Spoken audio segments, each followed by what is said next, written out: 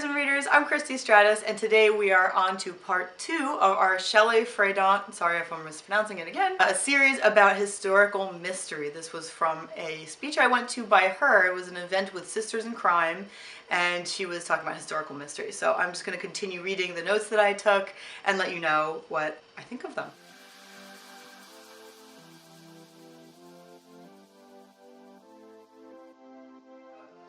Continuing with the characters, if a character acts out of character on purpose, it has to be done in a subtle way that makes sense and that jives with the characters. It makes total sense. If you have something that comes out of nowhere, just totally out of thin air, then that doesn't quite work. You have to be going with it somewhere. It's got to make sense within the context of the character, or there's got to be something for them to react to that way. So another thing she said is that setting should be distinctive, but you don't have to make it, she said, you don't have to make it way out there weird to make it distinctive or anything like that. And of course that's totally true. It's just something that I would say you write the setting to suit your novel, your characters, whatever, and just do it your way instead of trying to look at how anyone else does it necessarily, and it will be distinctive because it's yours. It's completely yours. Investigation, so mystery investigation, has to change the characters' lives. Their lives may never be the same. This is another one where at first when she said it, I was like, I don't know about that. But then when I really thought about it, it's very true in really good mysteries. A lot of times, I won't say 100% because I haven't read like tons and tons of mysteries, but a lot of times it does change everyone's lives. I hadn't thought of it that way, but if I'm thinking of like the Maltese Falcon, for example, that's a mystery I recently read, everybody's lives change, absolutely 100%. I think every single person in the novel, every one of their lives changed, so even going that far back, it is a good piece of advice to make sure that it touches everyone. She had a really interesting point about love in these books, and she said if you're going to have a series of books, and this applies to anything I think, and you're going to have two characters who are, you know, sort of teetering on the brink of love or about to get together or something like that, she had said try to draw that out and try to keep it going across the series as long as you can, because she had said there was a series that she'd done, I'm not sure how many books it was, but she had said she had these two characters that kept like getting close to being together but not being together, and even after the series ended, she still gets emails to this day asking, are you ever going to resolve that? Are these characters ever going to be together? Are you going to follow up, you know? So obviously it does mean a lot to people, and it is one way to keep people interested, it seems. So keeping it going across the series makes a lot of sense to me, as long as you're doing it in a way that sort of makes sense instead of some sort of like drawn out, boring, repetitive type of way. The amateur sleuth must have a reason to investigate. That makes sense too, because if you are not an actual detective, just saying, oh, well, she just went and did this. I have seen that before, and it does bother me a lot. So when she said that, it sort of clicked, and I remembered being annoyed with that a few times, and it's even in like some games that I've played where this person is just like, let me just go off and investigate, and they have no clue what they're doing, and there's really not necessarily a solid reasoning for it. So I think that was a really good point. And sort of going back to how the mystery should change lives, something must be wrenching to the detective in each investigation.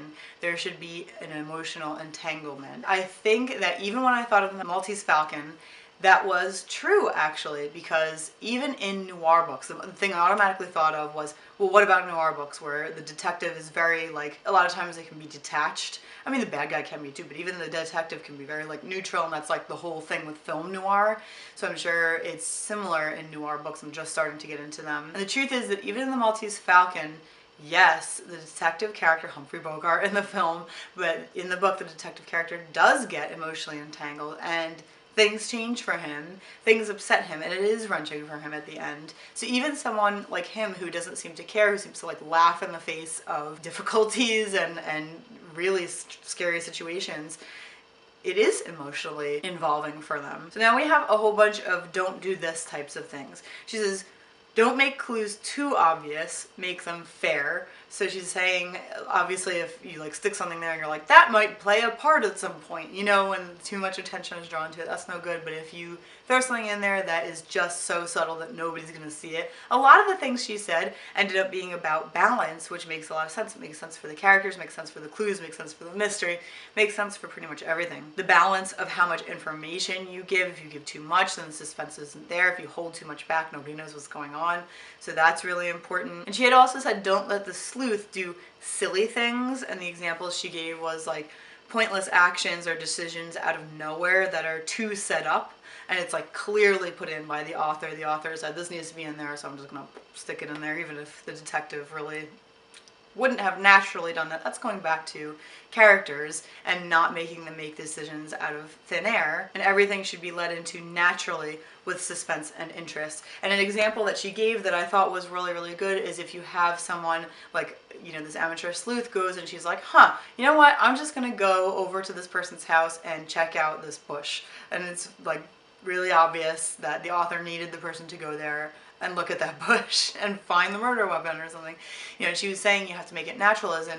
You know, the character decides she's going to go for a drive, for example, and then on her drive she notices someone sort of creeping around a house, and so maybe she stops and turns off the lights on her car, and then she notices this creeping around. She sees them come from or to a bush, something along those lines, and then they have a reason to investigate that bush. It's not just like randomly, I thought of this bush, you know?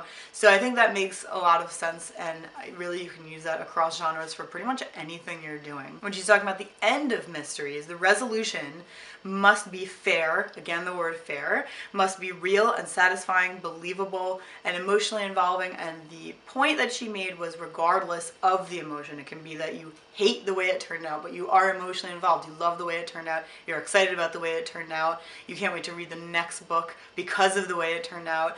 As long as you are emotionally invested in that end and it's satisfying, like she said, even if you like hate what happens, it can still be satisfying. The ends are tied up and it ends in a way that makes a lot of sense and is realistic.